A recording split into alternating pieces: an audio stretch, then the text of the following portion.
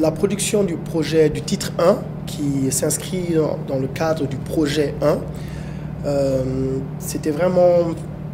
Ça a apparu comme une nécessité, vu la situation que nous vivons au Mali depuis quelque temps, de projeter une image positive de réconfort et de solidarité à l'endroit du peuple malien, mais que ça se fasse surtout à l'échelle internationale, avec des artistes qui sont d'origine malienne ou pas du tout, et qui se sentent touchés par la situation.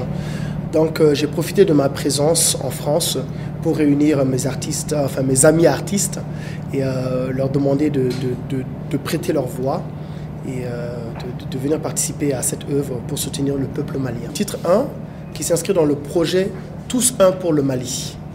Donc c'est toujours pour parler de l'unité, de paix, d'amour et de solidarité. Le projet plutôt Tous un pour le Mali, c'est un projet qui a le volet musical, mais le volet également action sur le terrain, qui peut se traduire par l'organisation de caravanes, de journées de solidarité à l'endroit du Mali et du peuple malien, et également de conférences débats, beaucoup d'autres activités.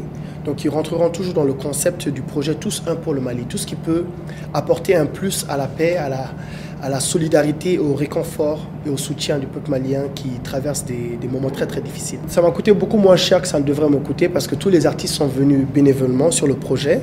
Et il y a également Bintili Communication qui a beaucoup soutenu au niveau de la communication, au niveau de la conférence de presse ici au Mali, à Bamako. Effectivement, je dois me rendre aux États-Unis, à New York, invité par la Brooklyn Academy of Music dans le cadre de la création d'un nouveau spectacle avec des artistes également qui ont accompagné le mouvement du printemps arabe, notamment un artiste qui vient de l'Égypte, de la Tunisie et du Maroc. Il y aura également un MC de New York qui sera là avec nous. Moi je pense qu'au niveau de la sortie de crise et surtout ce qui nous a mis dans cette crise, c'est-à-dire qu'il faut vraiment consolider tout ce qui concerne l'éducation, l'instruction. Parce qu'il y a beaucoup d'argent qui sont injectés au Mali pour diverses activités, mais il y a le secteur de l'éducation, de la formation qui ne sont vraiment pas à négliger.